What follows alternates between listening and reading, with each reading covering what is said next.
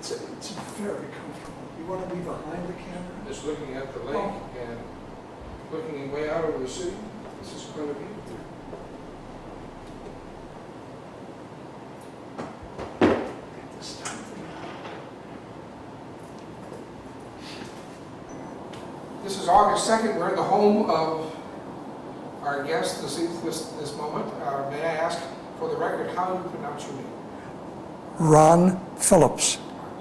Would you be so kind as to tell us where you grew up and how you got started as a bassoonist? Well, I was born in Belleville, Illinois, and my family moved to Cleveland about the time of the Second World War beginning. And it was while I was going to junior high school that I was introduced to the bassoon. And that was as a result of the seashore tests that were given at that time, which showed, I guess, musical aptitude. And that was here in Cleveland? Here in Cleveland, yes. What school was this? West High School, which no longer exists. It was, So you have so many bassoonists coming out of Cleveland. yeah. Wonderful band director by the name of Switzer. And he gave me a choice of all the easy instruments, cello, oboe, French horn, and bassoon. And I said, bassoon? I have no idea what a bassoon is. And he opened up the case, and here was this bundle of sticks. And I was captivated. And that started it. And my first teacher, unfortunately I don't remember the gentleman's name, had gone into public school music, had been a bass player in the Cleveland Orchestra at a time when it really didn't pay very much money. And school education was a much more lucrative course to take. And I studied with him for a year, and then he sent me to George Gosley at the settlement school. And I studied with George for 5 years, and it was really wonderful. What was it like taking lessons with Gosley? He was George is a very relaxed man, and he was never, it wasn't, if you don't do this, I'm going to throw you out of my class. Nothing like that. Very calm, very kind, demanding, but in a very quiet way. And one of the students was a young man who had come from Europe, who was a refugee, a Jewish refugee from Europe, who was absolutely superb. His name was Alex Gelly. And he could have been a fantastic professional bassoonist, and Saul knew him, and Saul Schoenbach. And instead, he went the academic route, and he is a professor at the University of California in Irvine, a professor of history, literature, and I think very happy. He doesn't have to worry about bassoon reeds. But I was very fortunate. George, having been an Eastman grad, strongly suggested that I try to go to Eastman. And so I went up and I auditioned, and I was accepted, and very fortunately got a full scholarship. In those days, a full scholarship amounted to about $600 a year. Do you remember some of the things George used to emphasize to help you get there? Play the right notes. Yes. He talked about phrasing, but he never really stressed it a great deal. But again, I was not, at the very beginning, I was not a very advanced player. I was in the process of getting things going, as it were. Did you study beat making? Yes. Yes, I did. And that was another world that opened up. It was a world of frustration. Well, you can imagine, as a young bassoonist, how many reeds does a bassoonist have to make before he gets the first reed that he can actually play on. And My first three played. My next three doesn't did not. yes, I understand. Well, it was a struggle, and I'm sure my parents thought, what is happening to our son? Because in frustration, reeds would be thrown against my room's wall and things like that. But, the wall survived and I survived, and it's still not my favorite occupation is reed making, but it's obviously it's a very necessary. Any anecdotes you can remember from your studies with George before heading to Eastman? Did you have the usual state orchestras or competitions and things like that? Oh yes, I mean there was the city competition. I never went to state. That was never presented to me as an option.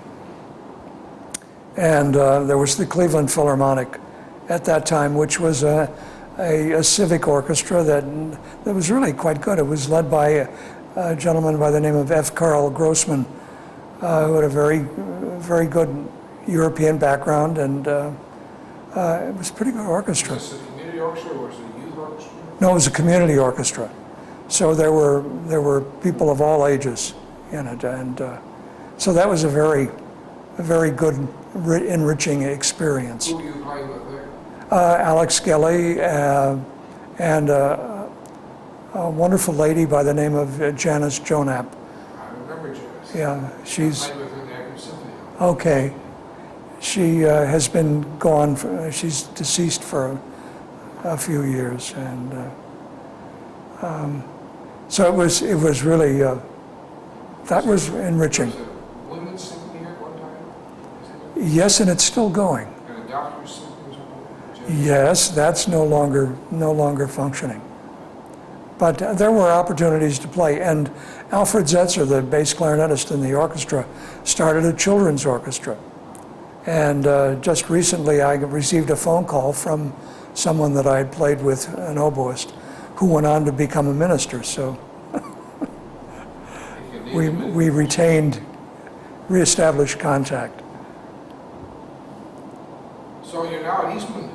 Yes, and Mr. Petsy was just wonderful. A wonderful man, roly-poly, kind, good teacher, a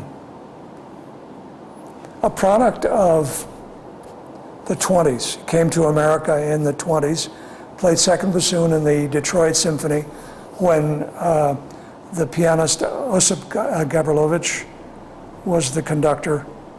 And the style of playing at that time was, for winds, was no vibrato. And so when he came to Eastman and was principal in the Rochester Philharmonic, he had to adapt to a new style of playing. And he used a jaw vibrato. And he did it just wonderfully well. You would never have known, had you not been in close proximity, that it was a jaw vibrato. Well, he also played with very little Riemenbach, did he not? Right, yeah. It seemed to have been a style through New York, etc. Yeah. I don't quite understand how they arrived at that. I don't. He thought that Benny Cohen from the New York Philharmonic had the most beautiful bassoon sound that he had ever heard. Did he play the same way? I don't know. I don't know. Do you have any knowledge of Petsy's early training? No, he never spoke of that. Where he came from? No, never spoke of that at all. In my freshman year, by some coincidence, stroke of luck, I got the second bassoon job in the Philharmonic. And there again, a wonderful experience. Eric Leinsdorf was the music director. And so for the 2 years that I was there, I had a wonderful learning experience. 2 years in the orchestra. 2 years at Eastman. Was that why you? Yes, What years were those? 52 to 54. And the Korean War was on. And because of secondary piano, I was going to lose my scholarship. And the draft was on, and I thought I'd better be proactive. There was an opening in the Navy Band in Washington, and I went down and auditioned and got the position. So I spent 4 years in the Navy Band in Washington. During that time, I was able to go to Philadelphia and study with Saul Schoenbach, which again was a wonderful. So you never got back east?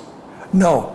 When I got out of the service, it was all set up for me to go to Curtis and study with Saul. And the summer before Curtis was to start, I received a letter from him asking me to go to New Orleans, that his friend Alexander Hillsberg needed a second bassoon, and he really thought that that's where I should go, that I would benefit most from that. Who was principal at that moment? Otto Eifert. Yeah. Can we go back to Eastman, Mark? Because Yes. people would like to touch on. One person, I think Van Hosen mentioned, he learned a lot just sitting there playing with Betsy in the orchestra. Oh, absolutely. What was that like in terms of lessons learned? Well, first of all, I really felt in retrospect, he treated me like a colleague instead of a student. And I think that's a tremendous mistake. But that was his nature. He was such a kind man. And there were times where he really should have been much, much, much tougher with me and much more demanding. And he wasn't. And I mean, obviously I was very busy with, they had just started the wind ensemble, so I was in the first 2 years of from the inception of the wind ensemble with Fred Fennell. And there was a broadcast orchestra in the second year. And I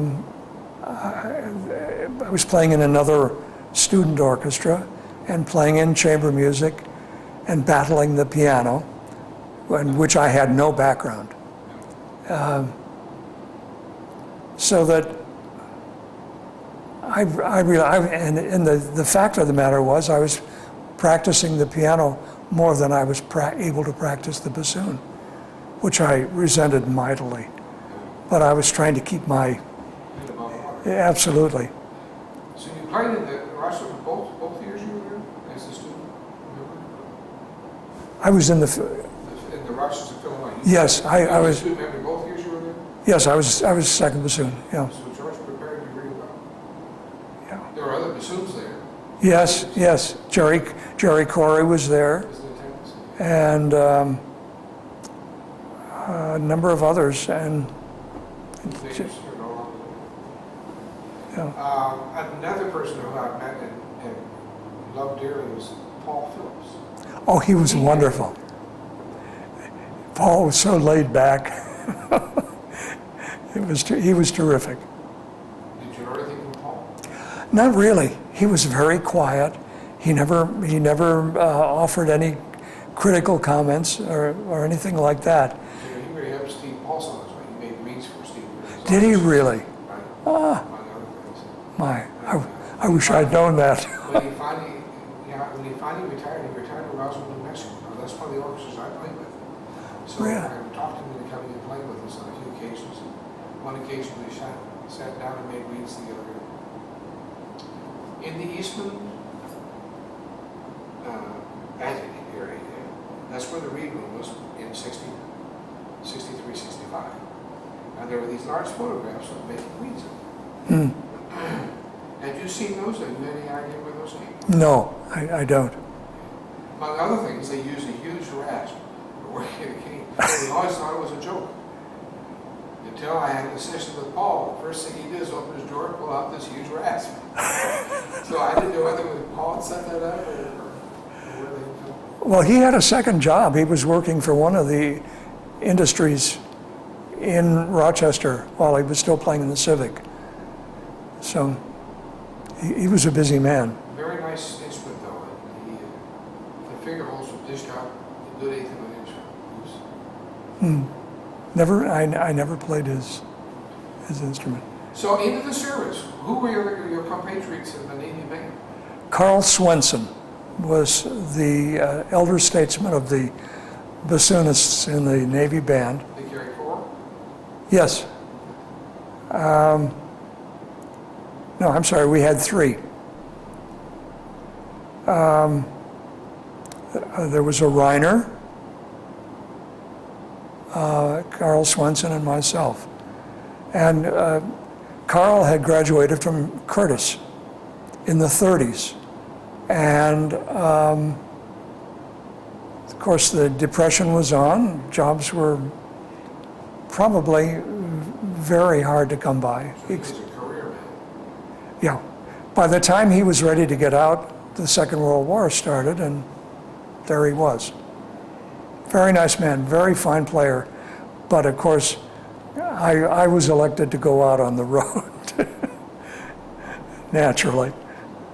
So there was a lot of touring. But it was a good band. It was a good experience. But going to New Orleans was a very good antidote to having played in a band and an orchestra. You were there 4 years? Yes, And you studied with Schumann while you were there? yes, yes. And that was a very good experience. Saul, I think, in a way, was possibly the most verbal of any teacher I had ever studied with.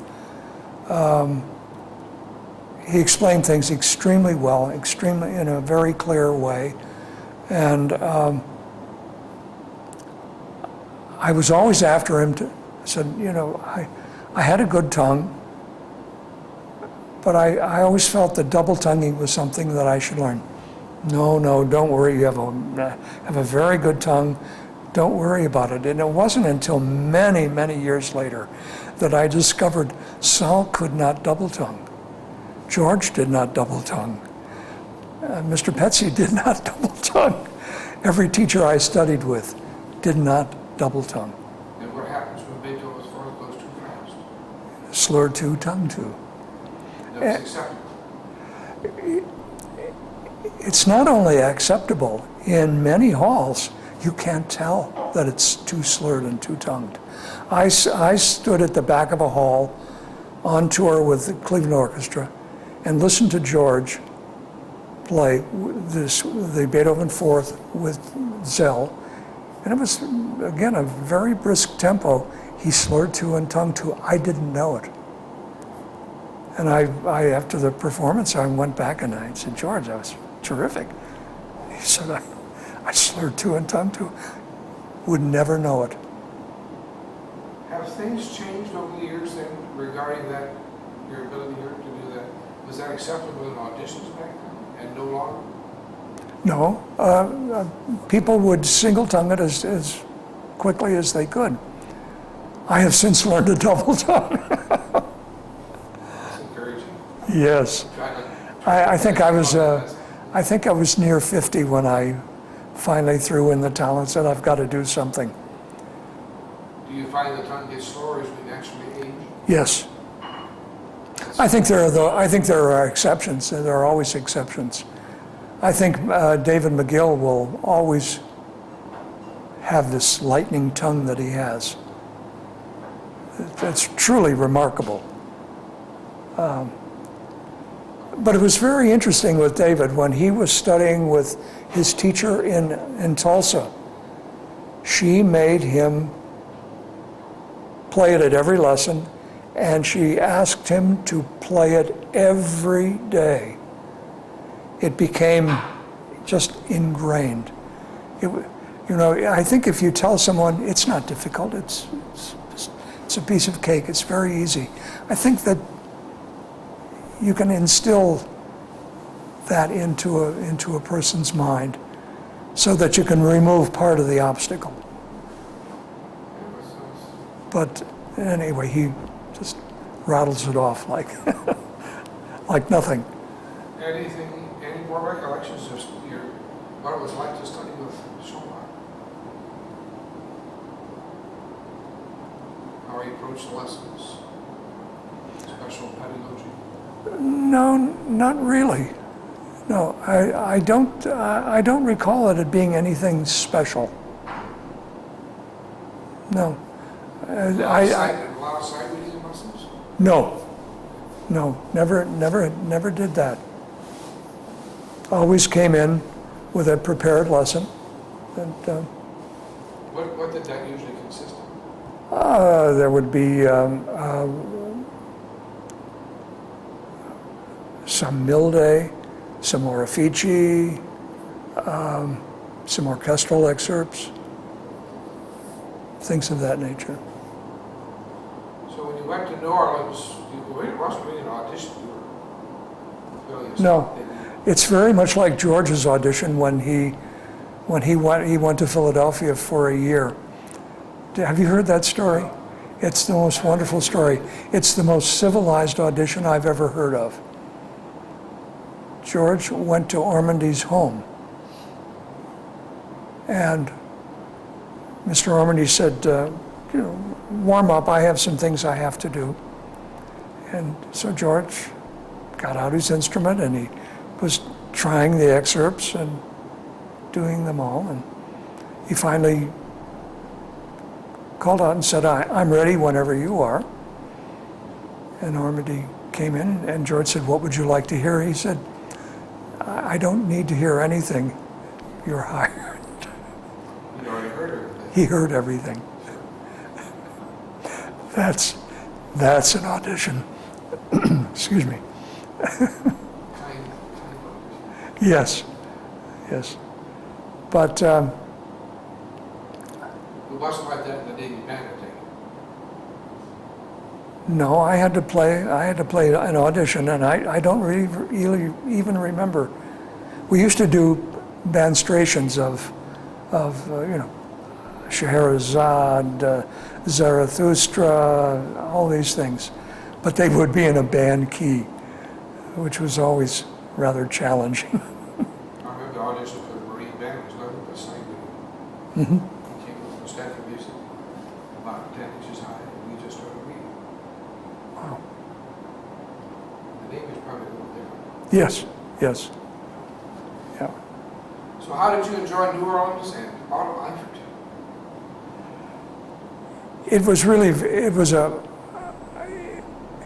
It was a good transition back into the symphonic world from the band world. Even though I must say in Washington, there were enough young guys in the four bands, the four major bands in Washington, that we would get together in the sail loft and we would play without conductor. We would play classical repertoire, which was great fun. Billy DePasquale who just retired from the Philadelphia Orchestra, and a lot of people. And that was quite a hit for a while, just getting together and playing real music. Do you remember the year you were in New Orleans? Yes, I went to New Orleans in 1958. I understand that Artemis Edwards was supposed to go there. Do you know Artemis? Yes. Was he before Eifert or after Eifert? I think he was after Eifert. And Eifert went to Cincinnati, early 60s? Yes, after we left. I think so, because we came to Cleveland and I got a call offering us a chance to go back to New Orleans as principal, and we said no. My wife was a cellist in the orchestra, Oh, I see. so that alone made it a wonderful, Both. yeah. My wife and I both play on the same. She's the second. Wonderful. And she tells me just how to play it.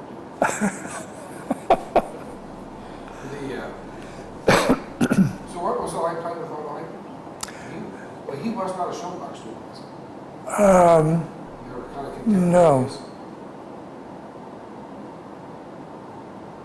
You know, I don't know who he studied with. Otto was a very, I know he's a good friend of Schubert. yes, Done several recordings together. you know, I don't know who he studied with. He was a very good player and wonderful technique. He was very kind to me. We got along well.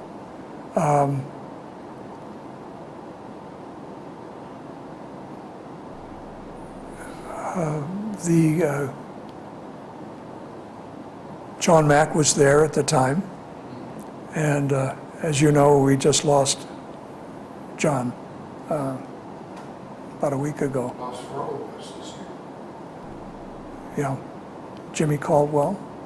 Harrison. Ernie Harrison. Oh, And I'm trying to think of who. And they had a memorial service for recognition of these at the double E conference I see. last week. Okay. So it was a pretty good orchestra. There were not many people in that middle age range, in the 30 to 45 range. People were either 45 to 65 or quite young. But there were some very good concerts and some not so very good concerts. But playing with Otto was very good. He was very supportive, and I had to make the adjustments to being able to really play a real piano, real pianissimo, coming out of a band. That's a bit of a challenge. Well, you also, I thought my impression was that as long as the light and brighter sound, the dowsing that. Oh, no question, no question. And that just compounded the problem of playing second. But eventually I made the adjustment, and So how do you make the adjustment coming back? well, when I got there, You didn't come back directly from there to Cleveland. yes, Well, you did. yeah. We were on tour, and I got a phone call from the personnel manager asking me if I would like to audition for the assistant job, and I didn't say no.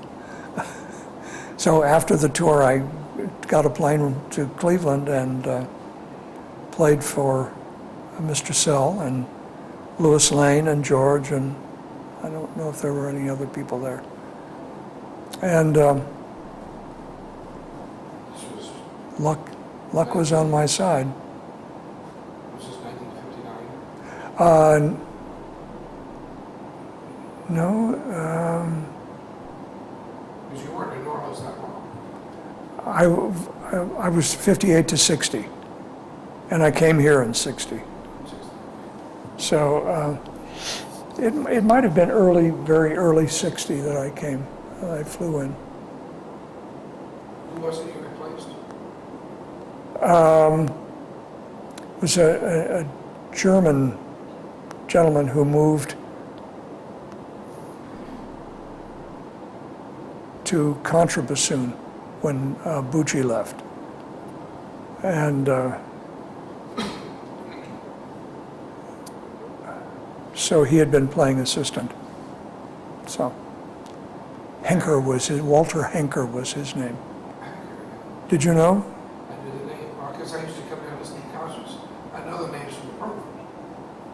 And the second player had a name sort of Hungarian. No, Czech. Czech? Václav Laxar. Laxar. Yes, yes. And how long was he here? Oh, he was here. He had been in New Orleans, and he came, I think, in perhaps 55, 56. And he was a wonderful player.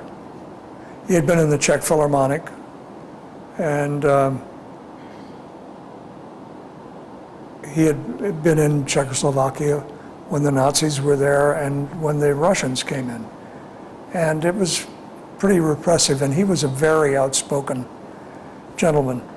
And someone showed up at his apartment door one day and said, "You best be gone by tomorrow, because they're coming to arrest you." So he was able to get out with his wife, and they had a child. And he was in a DP camp in Austria and was able to eventually, he worked for Voice of America for a while, and then he was able to get to America. DP camp means? Displaced person. Displaced person. Yeah. See, I remember him most because about that time is when I started driving. Ah. So I could drive from Lorraine to the concerts. Uh-huh. He had a very interesting embouchure, Václav did. It was all very round. Nothing was folded over. Mm-hmm. Phillips and trumpeting, actually? Yeah. As if you were whistling. And one day he turned to me and he said, His reeds have to be special about that. yeah, unfortunately he had a tendency to play reeds for 4 months. And then, of course, when he made a new one, or he broke in a new one, it was terrible for him. But what it did was to really take care of a lot of intonation problems. Nothing is free. You have to really build up a musculature here, and it's difficult in that respect. But it allows the reed to vibrate totally the way you've trimmed it. You're not doing this or that, where you're dampening one side of the reed more than the other. So I tried it, and I liked it, even though it was a heavy price to pay with fatigue initially. So how would you describe your embouchure? It's basically his. Oh, you adopted it? Oh, I adopted it, yes. And Was George's similar? Or? no, George falls a little bit under, just a little bit. But he had such a wonderful sound, rich and just terrific. I remember it very clearly. You know, Not a very fast part problem. Everything was sort of. it was subtle. The vibrato was all very sharp. Oh, I learned to really like his flute playing very much. It was so individual. Yeah. It was marvelous. Well, the whole section always has that personality. Oh. All right, so is George Allison on first? You're on assistant first. Yes, Loxar was second. yes. Hankel was. Henker was contra. And then he developed some very serious health problems and had to leave the orchestra. And Stanley Merritt came into the orchestra. He had been teaching at Oberlin, and he came in and was playing contrabassoon and did a wonderful job. When is this? I'm trying to think when Stanley came.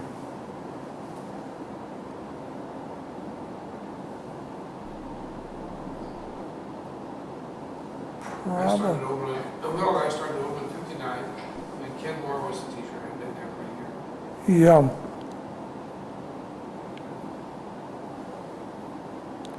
Well, this was all before then, I think. I don't know when Ken came to Oberlin. He didn't start teaching bassoon until about '57. At Oberlin. Yeah. He might I have. thought Dallas had been there on occasion. Talking. Yes.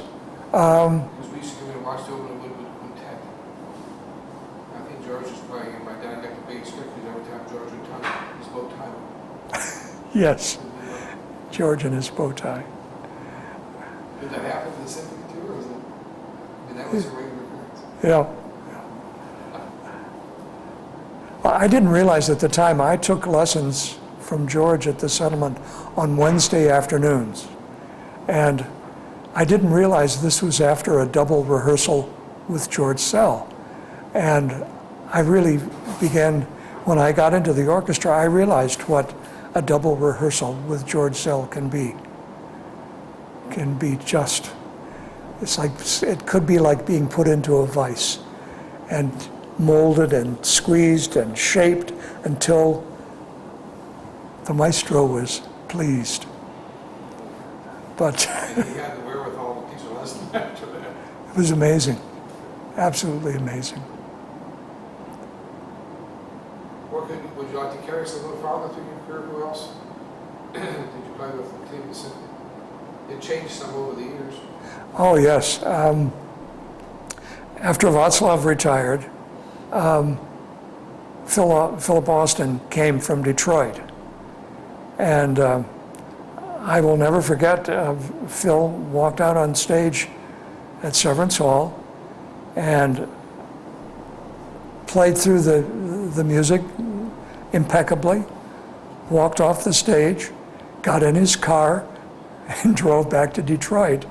And they had to phone him and tell him he had won the job. Well, this is the audition.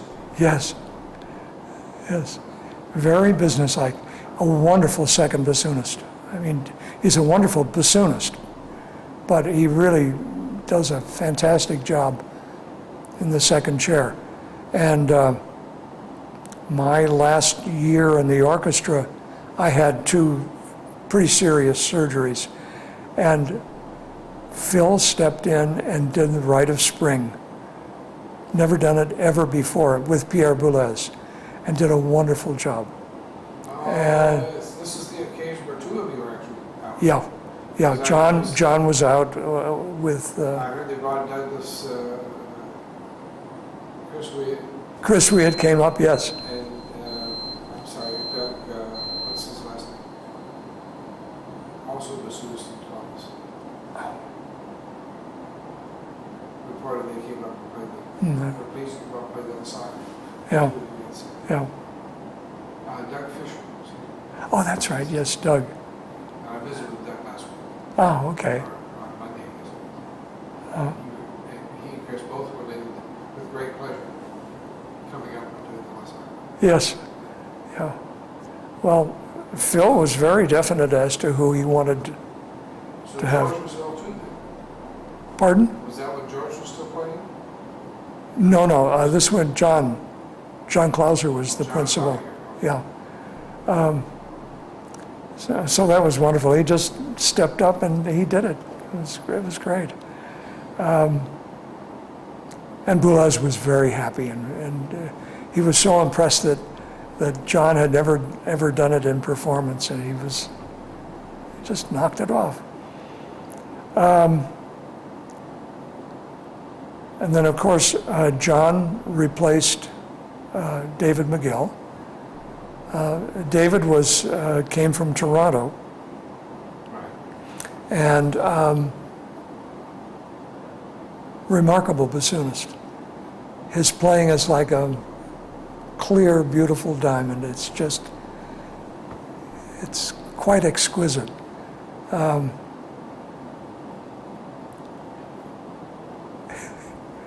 He was a little casual about asking, would you mind playing this instead of any lead time? All of a sudden he would say, would you play this the day before? I was actually lucky if I got notified the day before, but he would sort of plead. So I became accustomed to that, and it was okay. But we're supposed to know our literature. Yes, but sometimes it was very new literature. But You actually left the orchestra and came back at one time. yes, we left in 1975, went to California, and came back in '78. was a very interesting experience.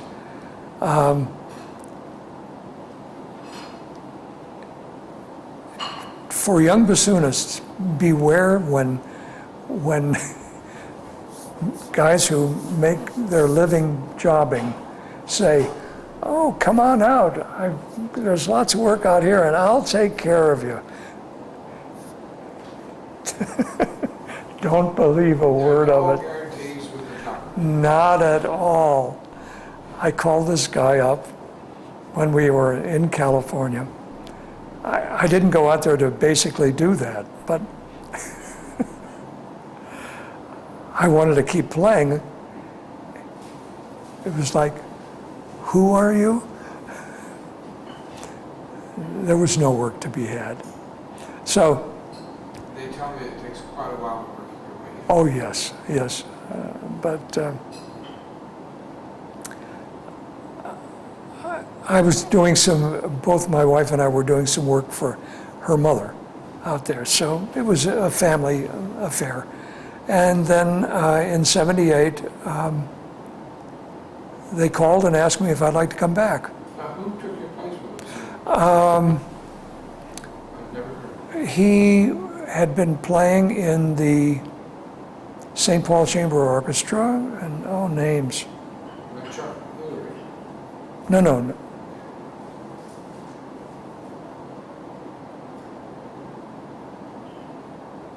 It'll come to me. And he had been given tenure by Mazel. And he just decided that he wasn't really happy here and resigned. So Mazel said, "Get Phillips." Called me and we came back. Of course, the story is that you're Cleveland's favorite. Did they ask that? But anyway, it was really wonderful to come back and to get away, first of all, from the West Coast and to be back with this wonderful orchestra. So in total, it was 38 years here. So What were the last years like? the last years, rich, wonderful.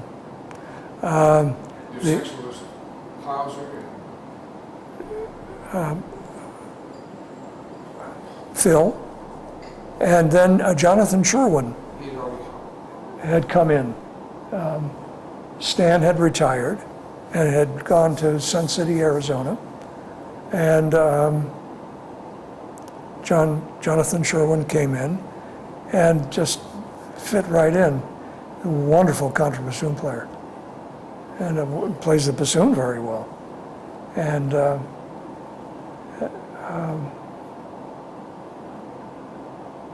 so it was a very amicable section, which I think is very important. You know, you live together and you work together so much that I think that that's a very important factor, that sometimes you have to overlook things that might annoy you a little bit. It's like being in a family. You're getting along together is extremely important, because not getting along can really affect the product that you produce. So that camaraderie is very important.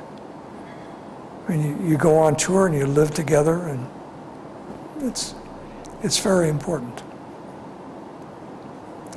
And I was out for about 22 weeks, though. Part of the last year. So I had an abbreviated last year, but it was wonderful. But you planned on retiring, I imagine. Yes, I had planned on retiring. I had put in my papers and all of that. But you still play. Yeah, I played, the last concert I played was Mozart Piano Concerto, and I knew it was the last thing I was going to do with the orchestra. Do you do any other playing around Cleveland? I have done a little bit, but you know, I figure I'm out on pension, and the people who are doing this for a living, You don't want to particular jobs. Not at all. I was wondering whether you did continue to play it. I'm sure you enjoyed it. I did a little, but I find that I have a great deal of difficulty sitting down at the reed table. I really do. Back to the reeds. After all those years of making reeds, it is not a fun job to do. Now, for some reason, in the past, I got the impression that really you bought your reeds and then just too with them. No, there was a time when I tried to do that, and it didn't take very long to realize that that's a shortcut that's really not available. That wasn't for me. I had to pay my dues and do my own, because it's very individual. And Anything special about your reed making? Particular shapers? I got a shaper from John Shamlian that I like very much. Where it came from? John had it and used it, so it was used in the Philly Orchestra, but it's a little bit wider at the tip. Straight taper, parallel trims? Any favorites? You do it by hand? I have a profiler. I had a profiler. One of my students needed one, and I said, My blessings. yeah, an old Pfeiffer, One barrel? one barrel. Yeah. Unfortunately, he's gone, and What other people like to know, what instrument did you play? What did you start off with my first bassoon was a Menig. in school? No, I bought in school I played a 6,000 Heckel In the public schools? in the public schools. Wow. Yeah. It was wonderful. Did you find the mating close to it at all? I'm sorry? Did you find the mating to be close to it at all? Oh no, the Menig was not, it's the only instrument I could afford. And it had a middle D that was from Hades. It was not focused or stable. But I went to Eastman with that. And Lauren Glickman was selling the bassoon and had sent it to Mr. Petsy. And 9422. And we have been together ever since, from January of 1953. It's the 9 that Van Hosen likes to play too. There's many people like Lauren Glickman, Hertzberg, Yes, Ozzy that came out of Cleveland. yes. Were you acquainted with any of these gentlemen? I've met Norman Hertzberg. Yeah, when we would go out to the West Coast on tour, George would always meet with Norman, and it would always be, I would pass the car and they would be talking, and 45 minutes later I would come by the car again and they would still be talking. Norman loves to talk.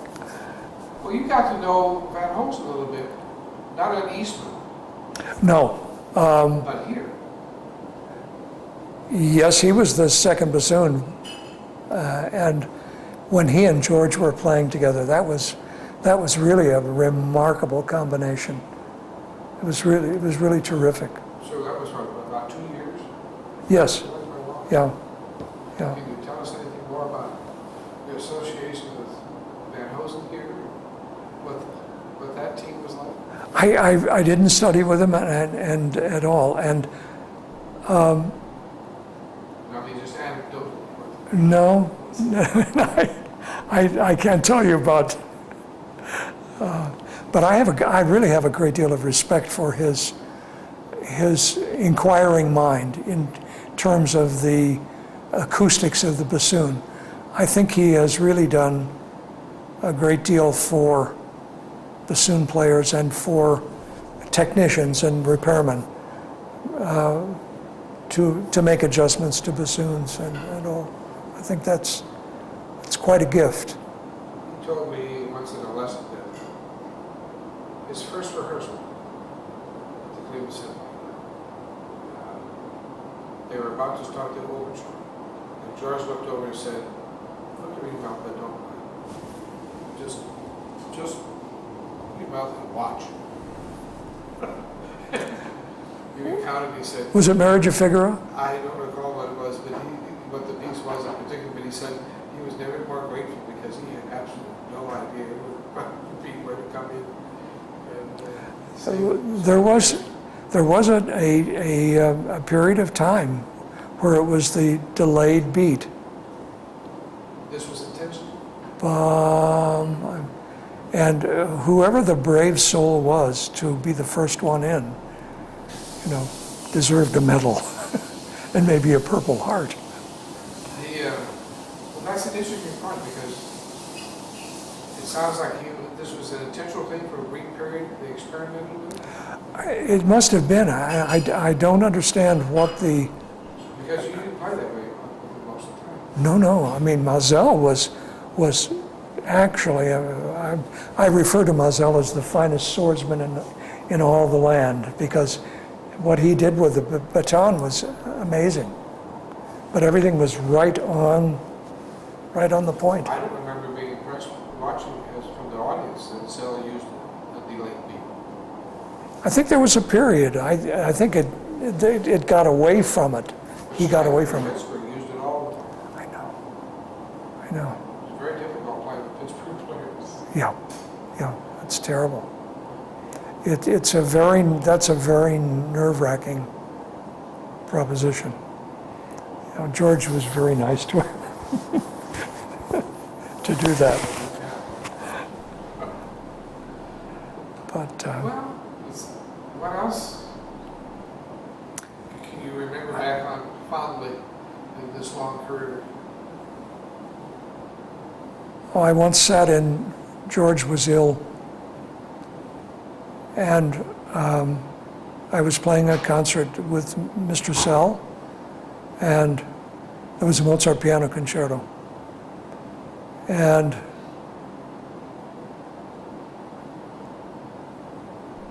playing an accompaniment for Zell in a Mozart piano concerto was rather terrifying for me, because Mozart was his idol, and he was a magnificent pianist, Zell.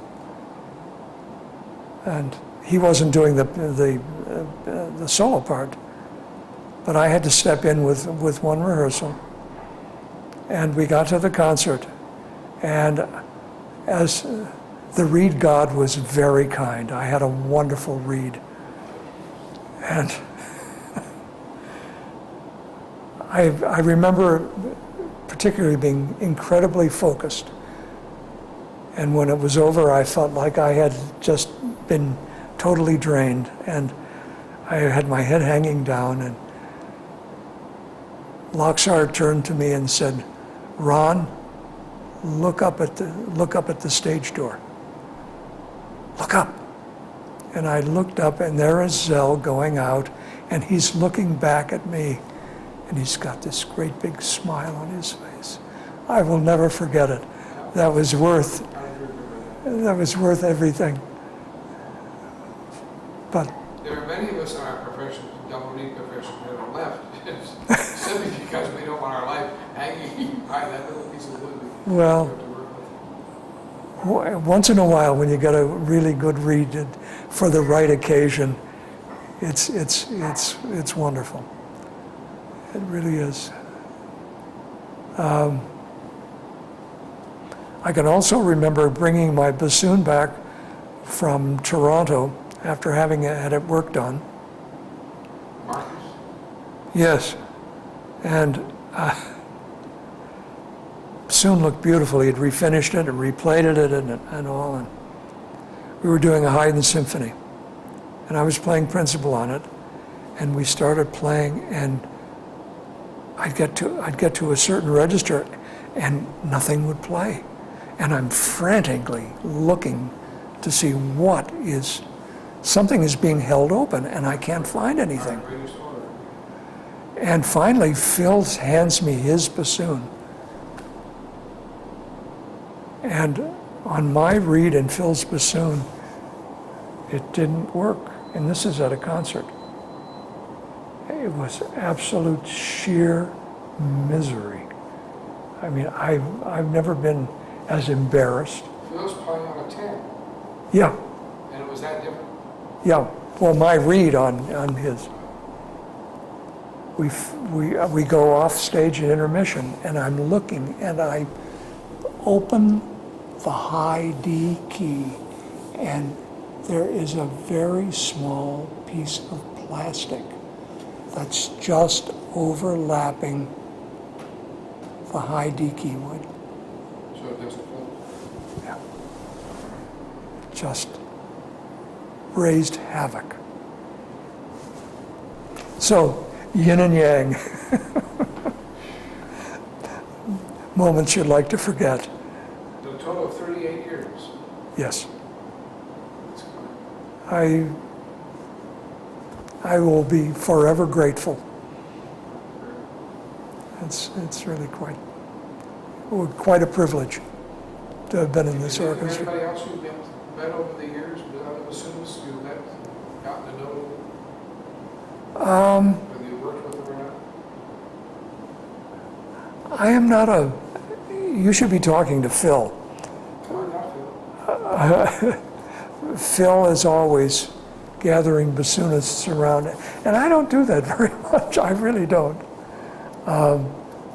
Phil is our ambassador in the orchestra. He always is inviting, when an orchestra comes in, he invites them to the house and hosts them. So, So, you just said quite a bit about one of your colleagues, Phil Austin. That relationship, what about it? he's a wonderful colleague. He really is.